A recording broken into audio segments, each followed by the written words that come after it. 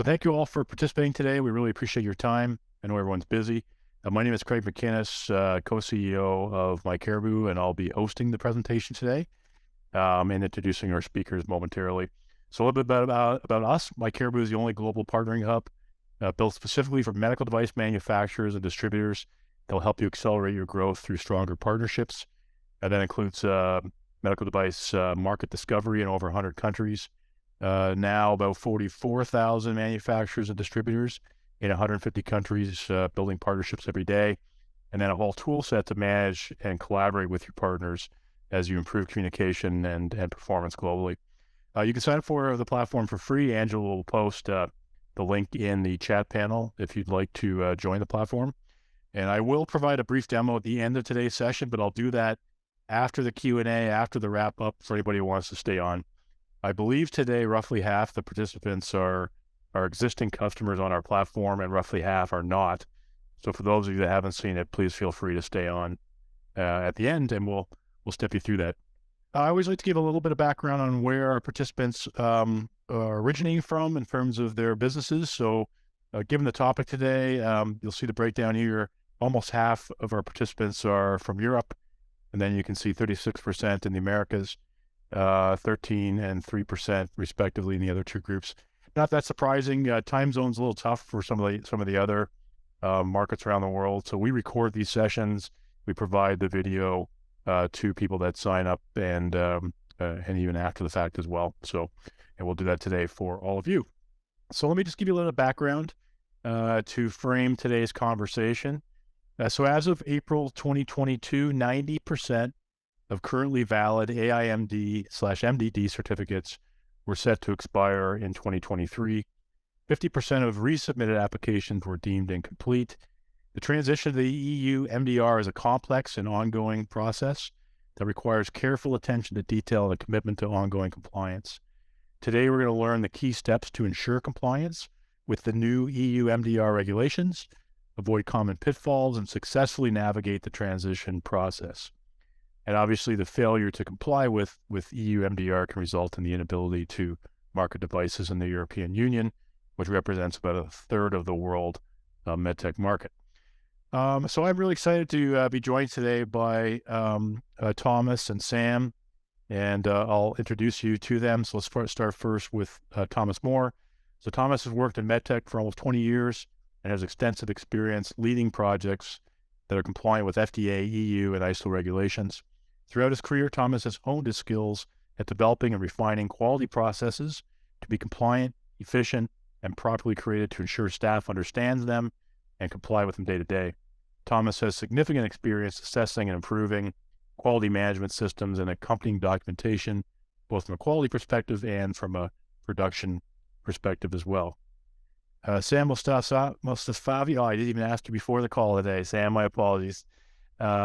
Sam has spent over 20 years in the medical device, biotech, and pharmaceutical industries, and has extensive experience in product and software development lifecycle from concept to commercialization, including design, development, regulatory strategy, authoring of regulatory submissions, study planning, quality system, manufacturing, and post-market surveillance. Sam also has experience in international regulatory approval and production facility setup and qualification, supporting MDD to MDR transition projects for medical device manufacturers. So over to you, Thomas. Morning, everyone. Can everyone can you see my slides? Great. So good morning, everyone. Thanks so much for joining. We're PTL Solutions, and ultimately we provide medical device manufacturers with a holistic approach to addressing regulatory, quality, and product development challenges. And today we want to talk to you about some essential strategies for completing the transition to MDR and IVDR. We'll be discussing, but first I just want to thank Craig and Angela and the rest of the team at My Caribou for giving us this opportunity to speak today and for sharing some of our ideas. And we also want to thank everybody who joined the call. We really appreciate that you took time out of your busy schedules and were interested in this topic and what we have to say about it. And so let's dive in. Today we're going to talk about what EU MDR and IVDR, what those regulations are, and some background around why they were implemented and why these changes were made. The timeline the EU initially had set and how that has changed over the last few years.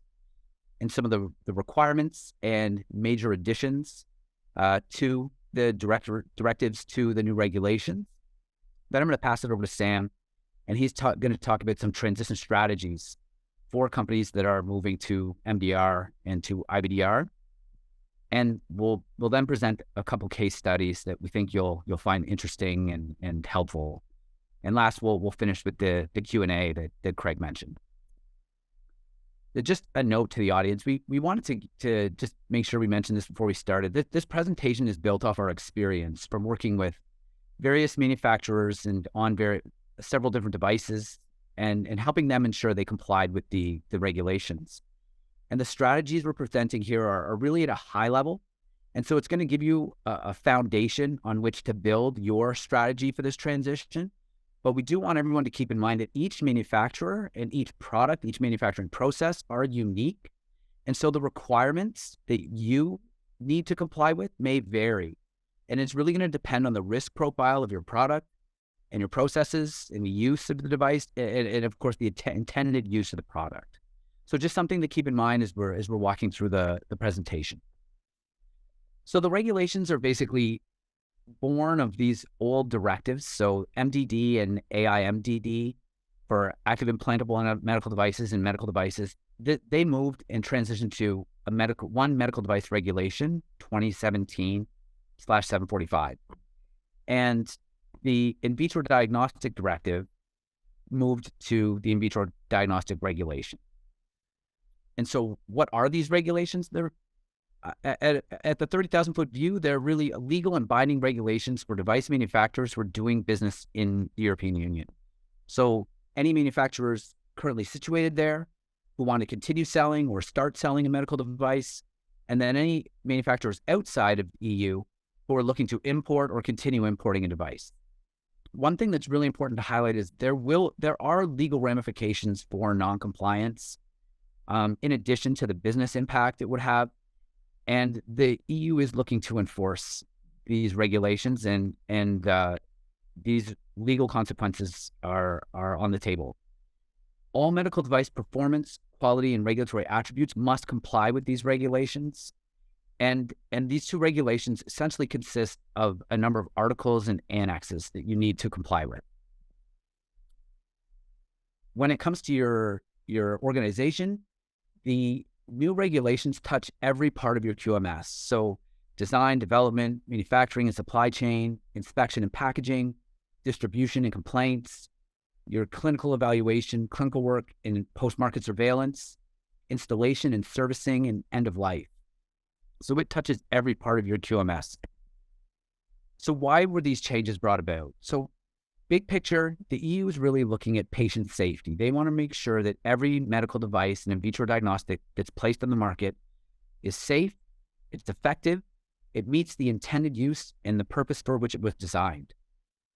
And so from a more practical perspective or from a real life example, the EU is looking to avoid bad actors. And one example of this would be polyimplant plastase, PIP. So this company was a manufacturer of breast implants, and they began by making implants out of industrial silicone. And they were stopped by the FDA, and so they transitioned to using saline in their implants. But unfortunately, they dealt with issues with rupturing. So then they moved to a medical grade silicone. They got approval for this, followed all the right steps. But then at some point, they began making a new homemade version of the silicone that was, again, industrial grade. Over time, they had abnormally high rates of implant ruptures. And from these observations, it led to PIP having significant regulatory and legal challenges. And further to this, TÜV Rheinland was accused of keeping this product on the market for many years after the French government sounded the alert. And so in the end, all PIP products were removed from the market, the company was liquidated, and the French government recommended 30,000 women with PIP implants remove them as a precaution. And this also led to legal ramifications for the CEO of PIP and TÜV Rheinland. So big picture, this really affected the safety of a lot of patients.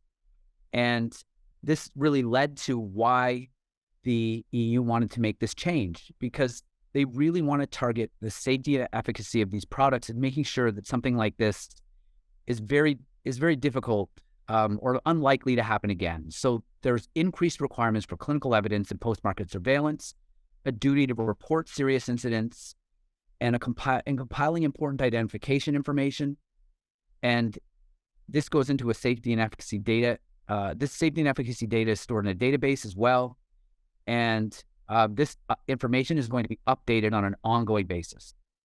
So overall, like I said before, while these changes to regulations will not guarantee the prevention of another PIP, these will significantly reduce the chances of it occurring again.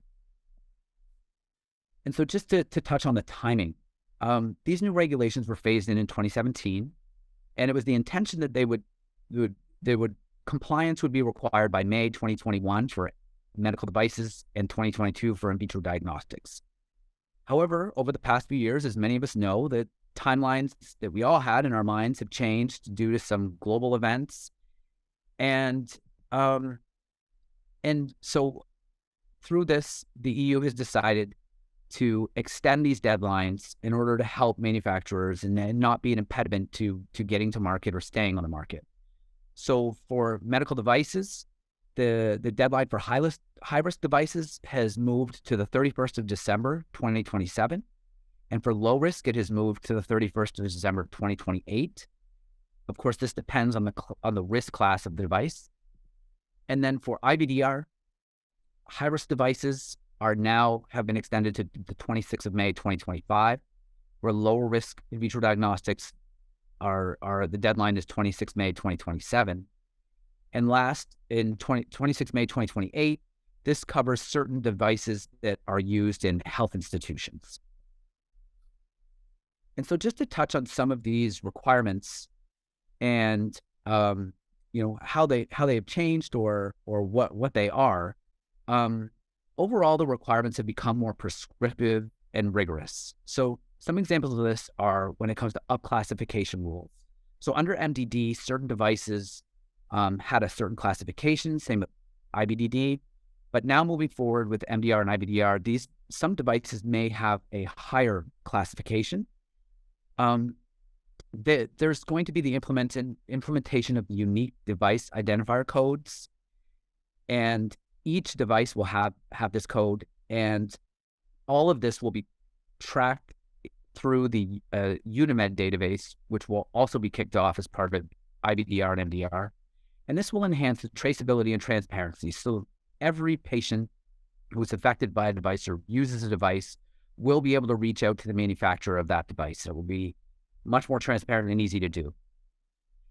As I mentioned earlier, there will be enhanced clinical evaluation and enhanced post-market surveillance to really study the safety of the device. And this is something that will be ongoing throughout the life of the product. There will be reinforcement of regulatory requirements. So basically, the EU wants manufacturers to stay current. And while these new regulations are now, something we will have to comply with eventually, once these deadlines have been reached, new versions of these regulations will be coming out, and there will be additional regulations that companies will have to comply with. So there's going to be a real focus on making sure everyone stays current. Each manufacturer is going to have a regulatory representative, a site rep who will have specific responsibilities. There's also going to be an extended scope on products. And what that means is currently there are some products that are considered accessories. And with MDR and IVDR, there will be specific devices that will now be considered medical devices that previously were only accessories. And the last item here is the enhancement of quality management systems. Now, this is basically saying all of these items in this list will have to be included or addressed as part of a company's QMS. And so now I wanted to do a deeper dive into some of these changes. So really highlighting where these additions are different from the previous directives like MDD and IVDD, and showing that there's some new compliance requirements. So when it comes to the scope, as I mentioned, there's a broader scope and covering more products. So as I mentioned, some of these accessories will now be devices. And when it comes to classification, the MDR has a sticker classification set of rules. I believe it's Rule 5 that organizations can use to determine the classification of their device. And this will also include software as a medical device. And so, as I mentioned, some devices that were classified as low risk under MDD now may be classified as higher risk. And for IVDR, the way devices are classified has changed. So initially for IVDD, devices were classified based on risk. And now it will be based on the device's intended use. When it comes to clinical evaluation, there will be a more detailed evaluation process. So manufacturers are going to be asked to provide detailed information on the clinical performance of their device as well as the safety of their device, and they will be expected to update this on an ongoing basis. This is both for IVDR and MDR. And what's different for IVDR is that only certain devices required this clinical data, and now all devices will be required to submit clinical data or a clinical evaluation, perform a clinical evaluation. And the clinical evidence is now required for both MDR and IVDR for manufacturers to provide these evaluation reports. And this will include clinical performance and safety. When it comes to post-market surveillance, the MDR has very stringent post-market surveillance requirements. And this will include the establishment of a post-market surveillance system. It won't be enough to just have an SOP or a plan. Manufacturers are going to have to demonstrate that they have a system in place for doing this, for reporting serious incidents and field safety corrective actions, and doing this on an ongoing basis. And this also goes for IVDR. The regulatory representative that I mentioned earlier is called the Person Responsible for Regulatory Compliance, PRRC, and both MDR and IVDR have this regulatory requirement. Oops, sorry, jumped ahead too fast here. The unique device identification code is going to be implemented for both MDR and IVDR. And this will, as I mentioned, allow for better traceability and identification for every medical device on the market. And these will be tracked using the UDMED database. This database is going to be used to store information like product registration, clinical investigations, and post-market surveillance. There's also new requirements for vigilance and market surveillance. So this is going to include reporting serious incidents, periodic safety update reports, and more frequent, and will involve more frequent inspections of manufacturers and devices. A conformity assessment is now going to be required for all devices, where originally it wasn't required for all IVD devices. And it will now be more heavily scrutinized by notified bodies. Economic operators will have new roles or expanded roles, and responsibilities. And this covers supply chain, manufacturers, importers, distributors, and authorized representatives. Notified bodies are now going to have to meet a higher standard for competence and independence.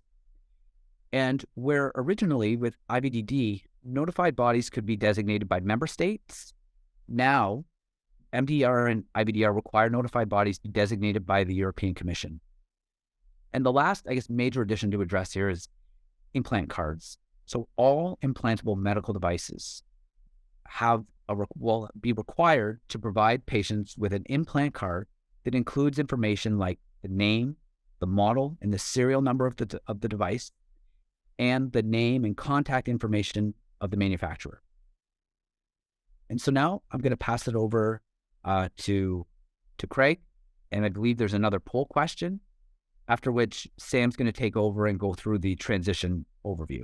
I wanted to echo what Thomas said. I want to thank Angelo for setting this up, Craig for the introduction, and then Thomas certainly covering the background and some of the detailed information of the differences between MDD or IVDD versus the new regulation, which is the MDR, IVDR. So far, Thomas covered a lot of good information, a lot of the high level information about what are the major differences. So now we're going to go through and look at some of these, what is it going to take to go from where you are, whether you have currently MDD and you want to go to MDR or IVD to IVDR, or this is the first time you actually want to introduce product into the EU market.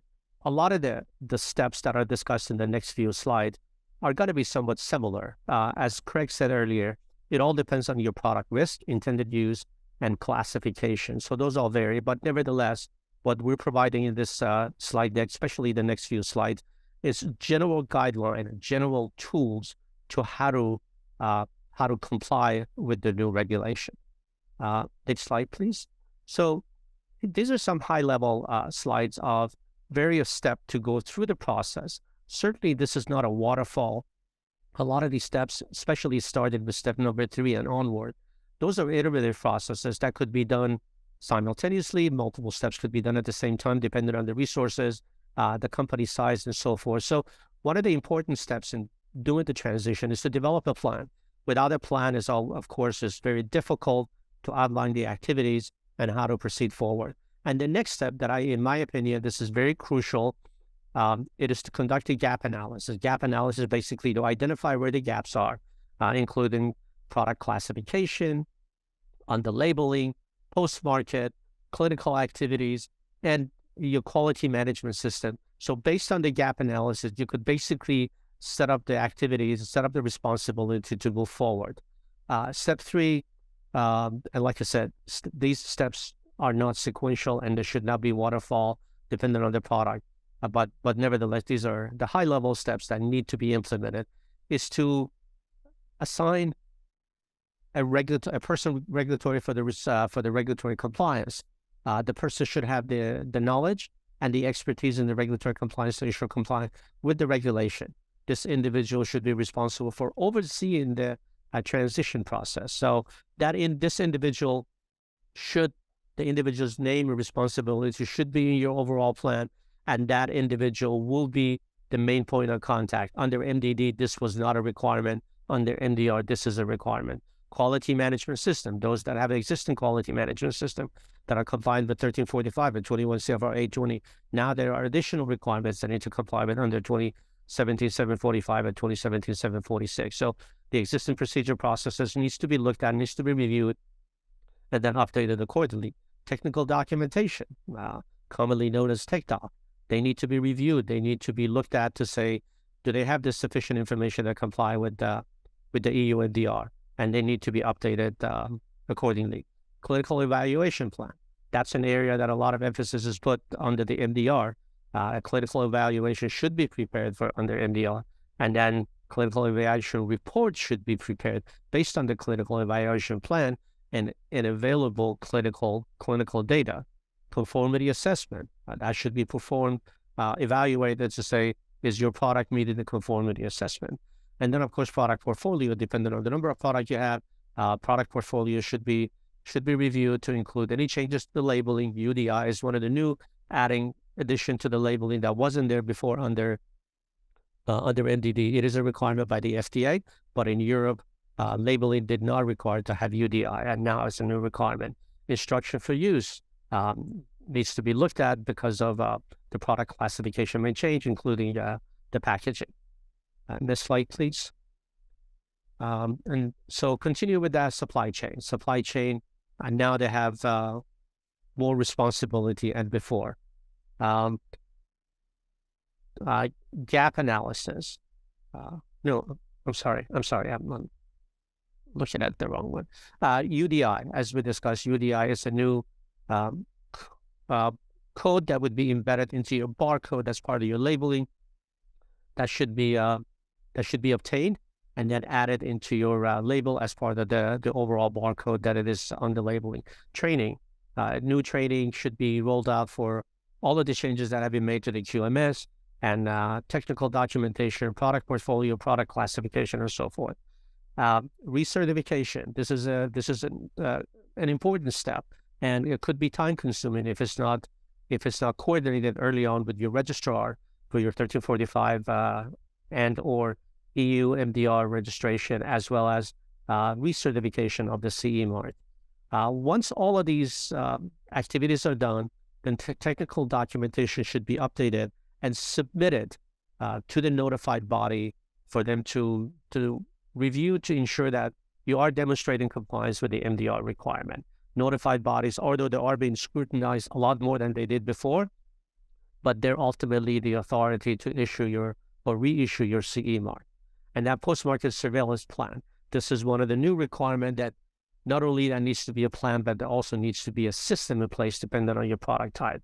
UDAMED is a database that is still not up and running fully ready to go. But the intent is that this UDAMED database will include registration and applicable product data. Last I heard, it will be probably another 6 months or so before the system is fully ready. But the intent is that the users, the physicians, and the patients would be able to look at the data, or general public would have access to this data, authorized general public access to the data that wasn't available before. And then regulatory changes. Well, as we all know, regulatory guidance and regulations change frequently.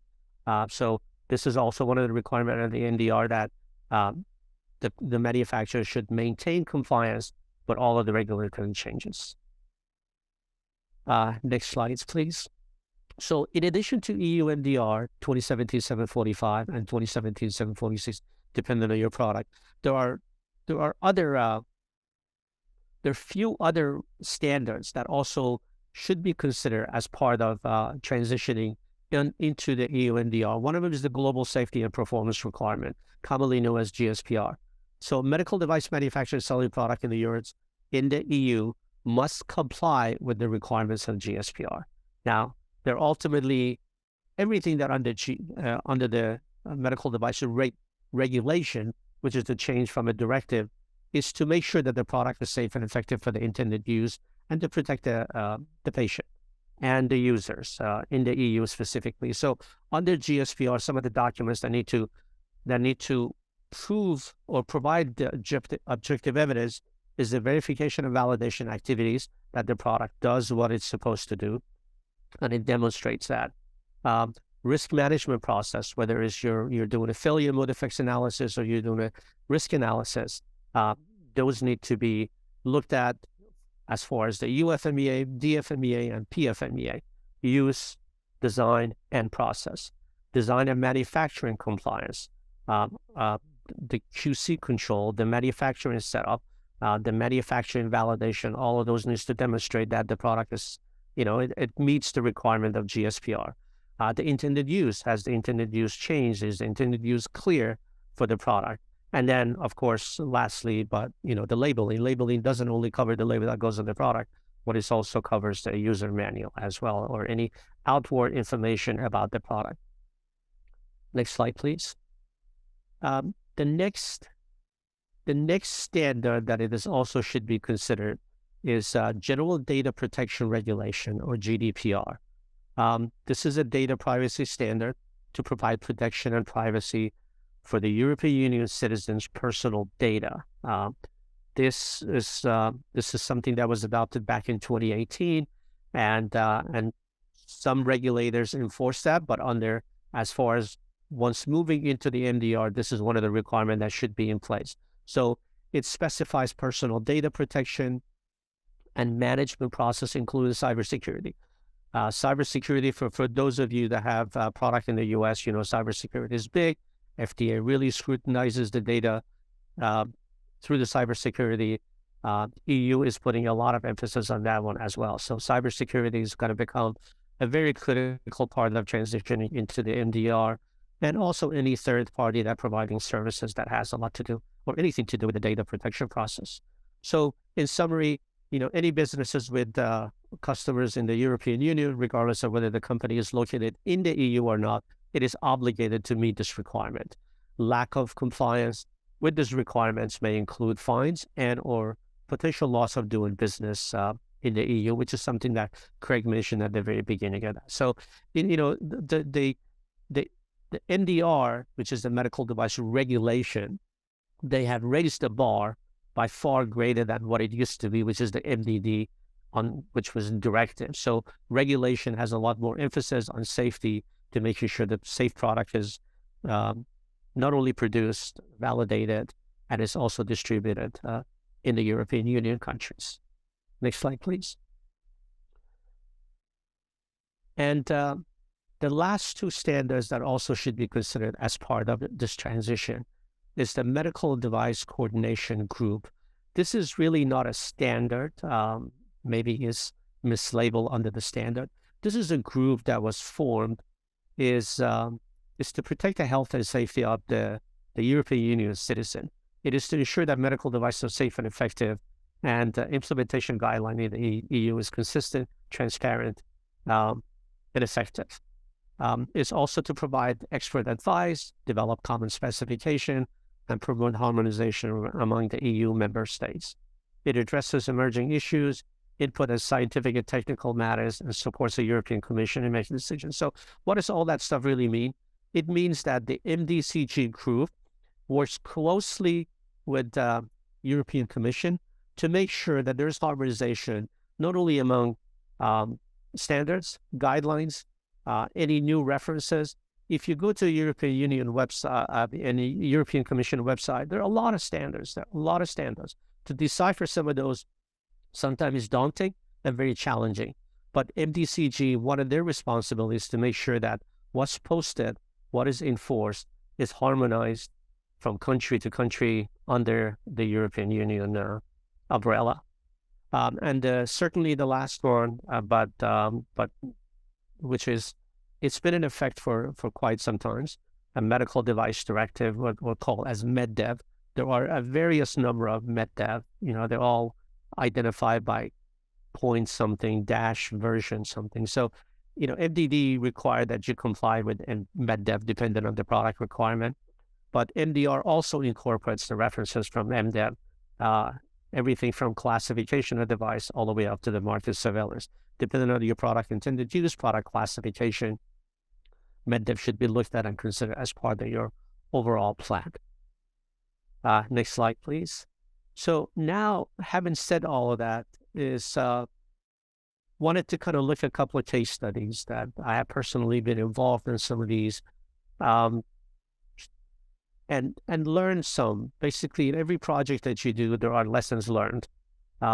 Hopefully, you can use those lessons learned into improving the next process. For me, certainly, it was a learning process, seeing how various companies, various individuals, various groups transition from point A to point B, and what are some of the good things they did? What are some of the things that were not so good, were not so thought of early on, and how to do things better. So in this particular case study, number one, a company X, which was a medium-sized manufacturer of a Class 2 device, they've been distributing product in the Europe under the MDD for the past 10 years.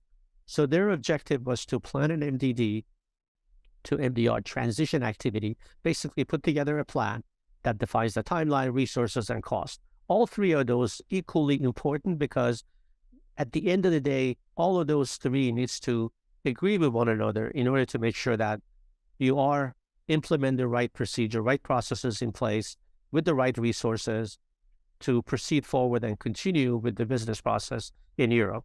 So this company put a plan together. They implemented the new requirements. So all of those were defined in the plan.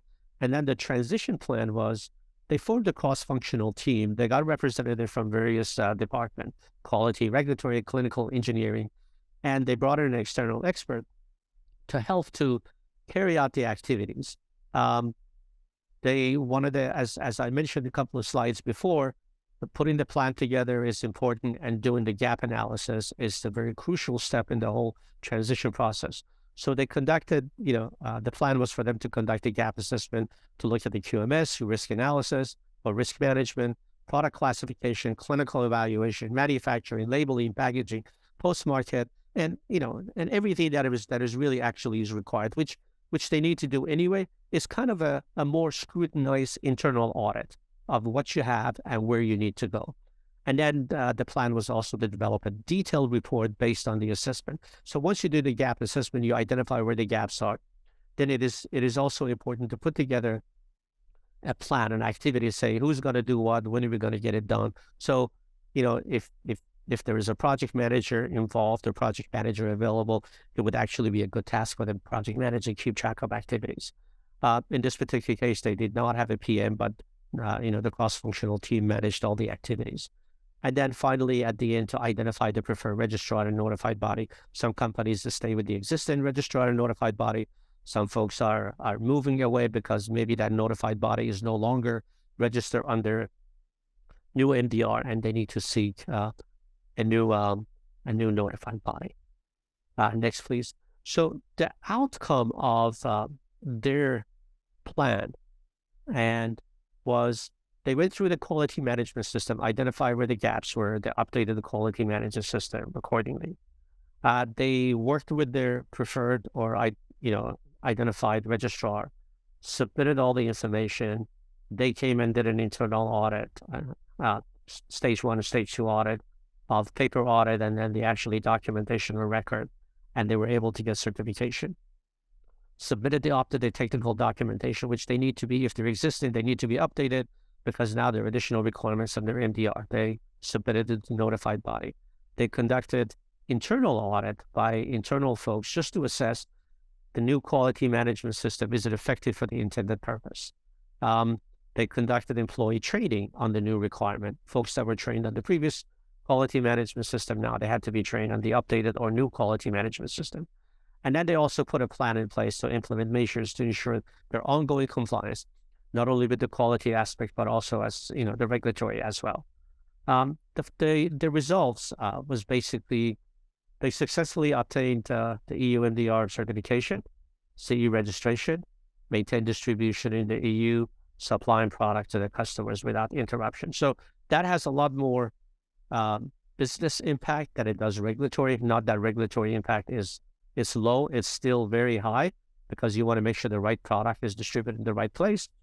But as we all know, businesses also look at it from the business perspective, and what is the business impact? What is it going to cost the company if they don't have the product to the customers in time? And I put a note here and said, although the company could have continued distributing product under the MDD, because MDD still under grandfather clause, those that have certificate CE under MDD, they can still, for maybe another year or so, they can still distribute the product. But this company decided to put plans in place early on, and then the result was very successful. So I was very impressed with the overall process, although I was part of that, but the cross-functional team was very good. They wanted to do the right thing. Some of them didn't know what they didn't know, but once everybody got together, everybody was on the same page, I think the process went through, flawlessly. It's a very, very setting the bar too high, but it went through fairly well. It was a successful project. And now let's look at the next slide, which is case study number 2. This was slightly different. This company was a small-sized company that manufactured, distributed also a Class 2 medical device for dental surgery. The company had been in business for some, close to 10 years, and they had been distributing product in Europe for about 5 to 7 years. So they didn't come up with an objective. They had no objective. This was one of those that's like, let's just move straight forward into the transition and say, let's do it.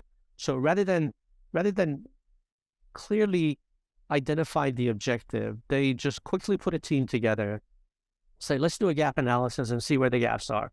We'll implement the process. So, from a high level, they took some shortcuts. They didn't know what they didn't know, and they went through anyway. So despite all of this effort that, they put a team together, let's do gap analysis, they encountered several challenges. I got involved in this project later on as these challenges were identified, because coming in from the outside, you can see things from a different perspective than when you're dealing with these things on a daily basis.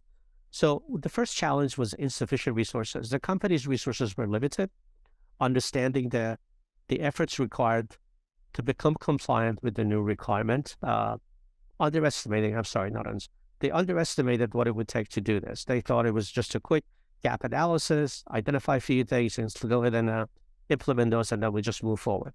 The team really, really struggled to complete the necessary changes to the quality management system, the regulatory requirements, the manufacturing, the clinical post-market, design history file, device master record. So in my opinion, a lot of the information they had here was good, but it was fragmented. It wasn't a clear picture. There was just a partial picture. And the next slide, please. So So what was the other challenges they had here? So the other challenge was lack of understanding a new requirement. They didn't really fully understand what needed to be included in order to make sure that they are fully compliant with that. And the challenge number 3 was incomplete technical file. So they put together incomplete technical file, submitted to notified body, and that's when I got involved. And once you submit it, you can't pull it back, but you just have to do addendum. So we started doing some addendum to what was already submitted. And then the final result, the company, the final results were the company failed to complete the transition as quickly as desired. They thought that it's a quick process. Within a month or two, they could get everything done, submit the up-to-date tech files to the CE, notified body, and get the CE mark. So as a result of all of that, they faced with a long delay in certification, additional costs, and potential business impact. Next slide, please. So the moral of the story in this 2 case study, and certainly these are just the 2 case studies based on our experience here, transition to MDD and MDR requires proper planning, resourcing, and budgeting, clear understanding of the regulation as applicable to the intended product. So product to product varies, intended use varies, and then the regulation may slightly vary depending on the product type, classification, and intended use. And then the impact, lack of resources, lack of understanding of the new requirement, underestimating the process and cost can result in delay on getting certification and for distribution product. And ultimately, it leads to significant financial cost to the business. So, from business perspective, I would say the last bullet item is very critical. From a regulatory perspective, the first bullet under the impact is critical. But overall, it's not an easy process. It is not difficult, but just need planning, implementation, and then execution. So with that in mind, we go to the next slide. And the next slide, these are some references for your references, some helpful links. The first one is, of course, the EU MDR, the second one, IVDR. And then the third bullet, these are some of the PIP references that Thomas mentioned earlier. So at this point, I want to thank everyone, all the participants. Hope this was helpful. I know we covered a high level guidance and some of the recommendation, and thank you very much. Great, Sam. Appreciate it. Thank you, Thomas. Let's move into the Q&A portion now. So we had several questions submitted in advance, but I'll also encourage participants today to go ahead and add questions to the Q&A panel in Zoom here. So let's get started. I'm going to start with first one here is, how will the EU MDR and EU IVDR affect medical device approval timelines? The $100,000 question. How's it going to affect the timelines? So, right away, it's definitely going to increase the time and the cost associated with obtaining the regulatory approval for devices. Manufacturers are going to have to invest in additional resources and to comply with the new regs. We're talking about things like some projects, unfortunately, some projects that companies are working on may have to be delayed in order to accommodate having to do this extra work. They're going to have to collect clinical evidence. They're going to have to implement the UDI system, and they're going to have to establish most post-market surveillance procedures and more importantly, systems. So, right away, there's going to be an impact to the business. There's going to be an impact to the resources and headcount. And again, like I mentioned, that this sort of indirect impact on progress, where some companies, some development projects may have to be put on hold. Sam, would you add anything to that? Yeah, that was great. Exactly what I would have said. But one other thing that I want to add is, like, the selection of notified body under MDR is limited. Under MDD, you have some over 100 plus notified bodies, but currently, right now, the number is more like less than 20. So getting time with the notified body to actually be your notified body to look at your tech doc, it's much longer than it used to be, almost 3 to 4 times as long. I remember under MDD, I used to get CE mark certification within 3 months, but under MDR, you're looking at more like year to year and a half, depending on your product. Well, Okay. So speaking of the UDI system that Thomas just mentioned, and I know we covered a little bit in the deck today, but how is it being implemented under MDR, IVDR? Just a little expansion on what you talked about earlier. Sam, I think I'll let you handle that one.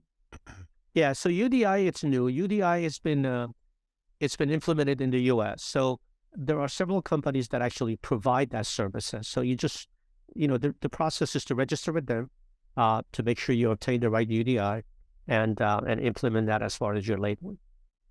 And we can provide some names for reference. It needs to be. Okay. Perfect.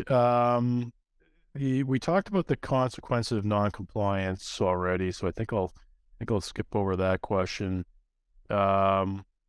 Here's one: will medical devices that were approved under the MDD, and actually I think you just touched on this towards the end, Sam, but medical devices that were approved under the MDD, will they still be allowed to be sold in the EU, and I guess for how long? They will still be allowed to be sold, and it's going to depend on the risk class, the classification of the device. So when we share the slides, that's something that people can look at to see where they fit in. Basically, once you know your classification, you'll know the date. So it's going to be either end of December 2027 or 2028 for MDR, depending on the risk level. And then for IVDR, I believe it was 2025, 2027, and 2028. So high risk, low risk, and devices that are used in the hospital setting.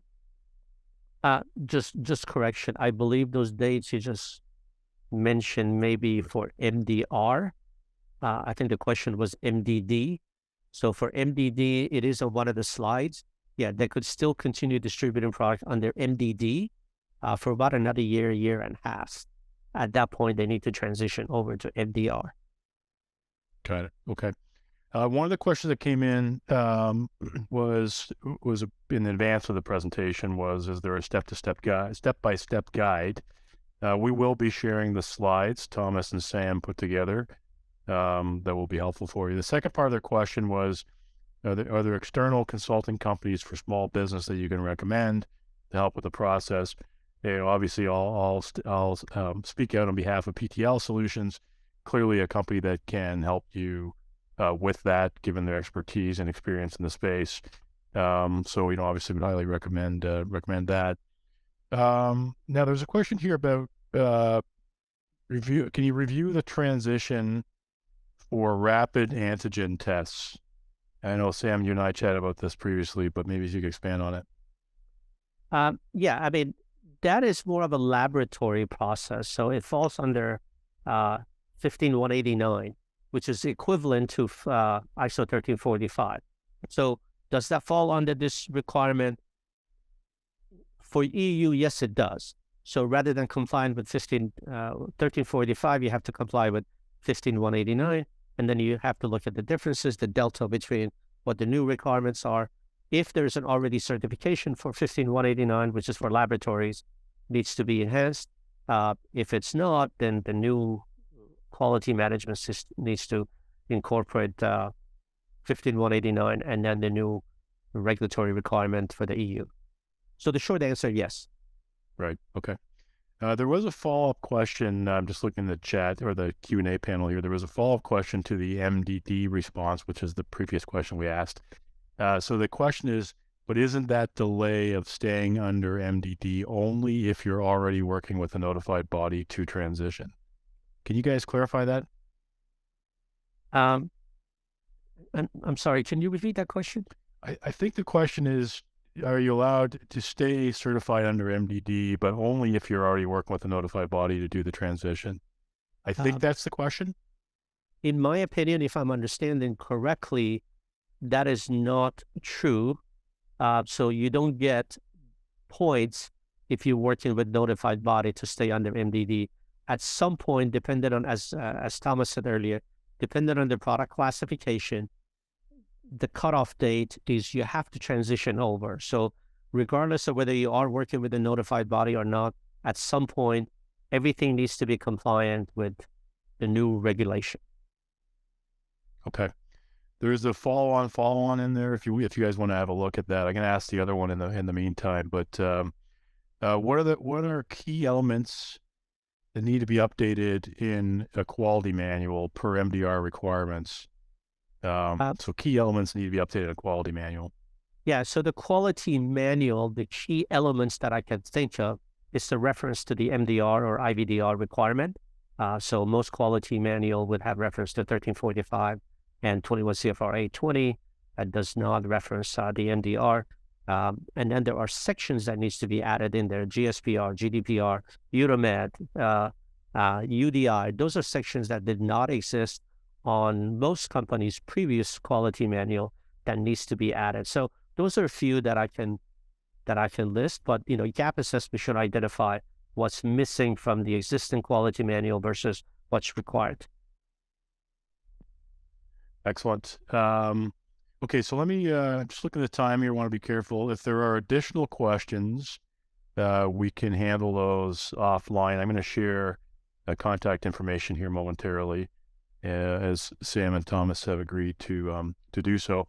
Just as we're wrapping up here, I did want to mention we have a really interesting webinar coming up in June. I think it's going to be June 8th. I'm not 100% certain on that date, but around increasing medtech sales through creative financing solutions. So we're co-presenting this with CHG Meridian, which is a German organization that is doing a lot of really interesting work in end user, meaning hospitals, clinics, et cetera, financing of medtech in, I believe, over 40 countries around the world. So we're going to talk a little bit about that as a great way to drive sales, and in particular in certain markets where it seems to be resonating. So that's a webinar I'd highly recommend you sign up for. We are going to be in person at Hospital R in Brazil next week, as well as at FIME in Miami Beach in June. Would love to connect with anyone that would like to connect. I'll give you my information afterwards. I intend to be at both of those. So I'd love to meet with our customers, as well as anybody who's interested in connecting while you're there. In terms of the panelists today, I really want to thank Thomas and Sam for their time. Really great information here, a lot of great details. We will send the deck to everyone. We will send a link to the video recording of the presentation, and you can see Thomas and Sam's contact information here. They are open to your questions afterwards and reaching out. If you need help with your process, they would be a great resource for you. If you're looking to sign up for our platform, the link is down the bottom there, as well as in the chat panel. And again, guys, thank you so much for participating today. We really appreciate it. I'm going to stay on for about another 8 or 9 minutes and just give a quick demo of the platform for those who would like to see that. Okay, sorry, I just looked at the follow-up question here. There's somebody who's asking about contact information for you guys. So we've got that up on the screen. That's great. So for those of you that want to drop off, feel free to. Thank you for joining. If you'd like to see our platform, I'll spend the next 7 or 8 minutes giving you a quick overview. Sam and Thomas, thank you again. Feel free to drop off. I know you both seen our platform. So. Thank you so much for having me. Yeah, thanks, guys. Okay, so let me give you a quick overview of the platform. We basically built this platform to help organizations like yours build and manage successful partnerships around the world. So whether you're a distributor, a manufacturer, or another stakeholder, this platform is built to help you build successful partnerships, to make those successful partnerships even more successful, to collaborate with your partners. And interestingly enough, we're about to release some financial capabilities, which I will speak to momentarily as well. So the key aspects of the platform are market discovery, finding and connecting with new partners, and then managing and collaborating with your existing partners. So I have this view up right now, which is a global markets view. It's my view as a manufacturer in this case, but it could also be for distributors, of course. These green markets are markets that I'm active in today. So I'm active in Germany, I'm active in the US, I'm active in Mexico, et cetera. And the purple markets are target markets for me. Regardless, we cover about 105 countries in terms of market data. We have over 80,000 data points, and those data points are structured around an overview of the market, healthcare expenditure and financing, assets and employment, utilization, trends and indicators, and regulatory. So regulatory, much like we just talked about on today's presentation, here's an overview of the regulatory environment of Brazil in this particular case. Here's an overview of how the Brazilian market works, how it functions from a healthcare and med tech perspective. We have data around healthcare expenditure and financing, the private-public mix, as well as where the money is being spent. Assets and employment looks at things like hospitals, hospital beds, number of physicians, number of surgical specialists, clinical specialists, etc. All of our data is cited, I should say, letting you know where that data came from and when it came into our platform. We also cover utilization, so surgeries, clinical by clinical area, diagnostic exams, and then trends and indicators as well. As I said, we cover about 105 countries for market data. So if you're looking at the Saudi Arabian market, to enter that market, same idea, we cover that. That's the first piece, market discovery, very helpful for manufacturers trying to understand markets before they go into those markets. The second pillar is finding and connecting with new partners. So if you're a distributor and you're looking to source product from around the globe, you could do that through the platform. If you're a manufacturer and you're looking for distribution partners, you can do that through the platform as well. If you're looking for support organizations like regulatory affairs, market consultants, trade organizations, they're actually in here as well. So as you see the top right here, there are just about 44,000 companies. And so let's say I was a manufacturer and I'm looking for distributors and or sales agents, and I'll use Brazil as that example. So let's see how many distributors there are. Okay, 1,137 distributors in Brazil. And from there, I could get more specific, like I focus on cardiovascular products. So therefore, I'm looking for distributors that have cardiovascular focus. And you can see there are about 100 of those. You'll see in the data here, we show you where they're from. You'll actually see this thing called badging. So this is telling me that this company's going to be at Hospital R. This one's going to be at Hospital R and FIME. So we try to badge companies so you know if they're going to be at an event as well. But you can also see their website, their description, what products they focus on, what product categories, their call points, how long they've been in business, all that kind of stuff. Those details are also available here. So I click on that, I can get a much more detailed view, and an even further detailed view is this one right here. Gives us their website, their LinkedIn page, etc. And then ultimately, if you're ready to, you could start to shortlist some of these as potential partners, and you could do a connection request. I would click on this and actually introduce myself to the company and try to connect with them in the idea of building a partnership together. That's one example. That's a manufacturer looking for distribution. Let's flip it around and say I'm a distributor in a particular country, and I'm looking for cardiovascular products. So this is now manufacturers of cardiovascular products, as you can see from all over the globe. There are 1,467 of those. And maybe I'm looking for something a little bit more specific, like, let's say, catheters. And we'll apply that, and that's going to be 108 manufacturers that specifically have catheters. And you can see those are from different parts of the world as well, from Canada to China to Germany, et cetera, et cetera. And again, same idea, you could look at that company and reach out to them through the platform. The other and frankly more powerful way to find and build new partnerships is what we call opportunity posts. These are more opportunistic as they sound. And the idea here is really to indicate you have a specific need for a partner. What's that all about? And it will do some match scoring based on profiles. So I can give you all kinds of examples from a manufacturer, from a distributor perspective. And you'll see, for example, this is one seeking new distributors, and it's a Dutch company. You can see which markets they're looking for distributors. They describe who they are, what they're looking for. They're focused on dermatology and consumables in terms of product categories. And what would happen is, if you were looking at this from your view, let's say you're a distributor in Europe who focuses on dermatology-related products, the match score you're seeing over here would be close to 100%. Whereas for me, because I'm logged in as my Caribou, my match scores are kind of irrelevant. But if you logged in, what it would actually do is rank opportunities out there around the globe that might be a fit for you. And you'll see that there's a combination of distributors looking for manufacturers, manufacturers looking for distributors. And it's become a really powerful tool to make that happen. Here's another example. This is a UK-based company of Cloud PTL Solutions. And in their particular case, they actually even included an overview in a PDF format. And if you were interested in being a distributor for them, you could respond to this.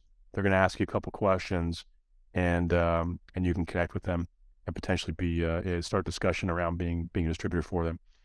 So it's a really powerful platform for finding and connecting with new partners.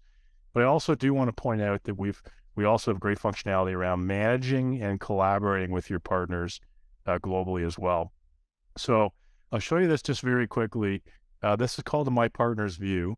Right now I have it structured by market. So you can see, let's assume in this case I'm a manufacturer working with distributors, but I could just as easily be a distributor working with global manufacturers. But let's put on my manufacturer hat here and say, in Argentina, I'm working with BMed. In Australia, I have 2 distributors, Big Green and Cal. In Brazil, I've got 2 distributors. I've got 3 in Canada, and so on. I could flip that around and group it by partner. So you would see as an example here that BMed Argentina actually covers Argentina, Chile, and Uruguay for me. So in either case, whether you view it by partner or view it by market, what you have here is now a way to manage those partnerships. So for example, I could do sales forecasts, and I'll use my 2022 sales. So you'll see target and actual by quarter with each of these partners. And ideally, you work with them to establish those targets and work together to track those actuals. I don't want to get too detailed here about all the different ways to do that. You could manage it without them collaborating with you, but ideally, get them in here collaborating with you so you can set those targets together. So sales forecasts, amazing possibilities there. But we also have things like discussion threads. So you'll see, ongoing conversations between myself and and actually some of my colleagues and my partner. So instead of having all, communication lost in emails, we've got a single system of record for communication between myself and my partner. We also have file sharing. So things like product information sheets, fact sheets, videos, anything you need to share with your partner, whether you're a distributor or a manufacturer, can all be done through here as well. There's a lot of other functionality I won't get into, but I will point out a couple quick things. There is really powerful way to communicate with multiple partners all at once. So for example, I could take all of my partners, as I've done here, and I could send a message to all of them. So I might say, I'm going to be at Hospital R next week. I would love to meet with you. Here's my meeting link, or we're going to be in booth, L52 or whatever, and let's connect. Or maybe we're releasing a new product, and we'd love to, have you have a look at this video, et cetera, et cetera. And you could put that in there, and it would do a single communication to all your partners and basically start a discussion with all of them very quickly. Same idea, sharing files. So in this particular case, I could just drop a new product sheet, fact sheet, video link, whatever it might be, and I could actually distribute that to all my partners in a single click here, basically. And again, we could start some dialogue discussion around that as well. Now, I am going to point out that we are in the process of releasing foreign exchange and international payments as part of our platform as well. And so more to come on this, but in particular for distributors globally who are paying their suppliers in multiple currencies and are getting, frankly, very high exchange rates and costs of moving money. We are getting ready to release a payment processing solution to do really 2 things: reduce the cost of foreign exchange and moving money to partners around the world. But secondly, is to remove the volatility. So we're actually going to be releasing a product that will allow you to lock in an exchange rate, against your various suppliers, your various partners, your various invoices, lock in an exchange rate for up to 12 months, which is just phenomenal. As I talk to distributors around the world and manufacturers, but the fluctuations of currency absolutely eating into their gross margin all over the place. So we're really excited. More to come on that. I'm actually going to be meeting with lots of companies in South America next week when I'm down there on this topic, and we're really excited to share more as that gets ready to be released. So on that note, I'm going to pause there. Just hopefully everybody got a good sense of the platform. I appreciate those of you that stayed on and wanted to see the platform. I hope that was helpful for you. And if you have any further questions, please feel free to reach out. to me directly. I had put my information in the slides as well, which is available to you.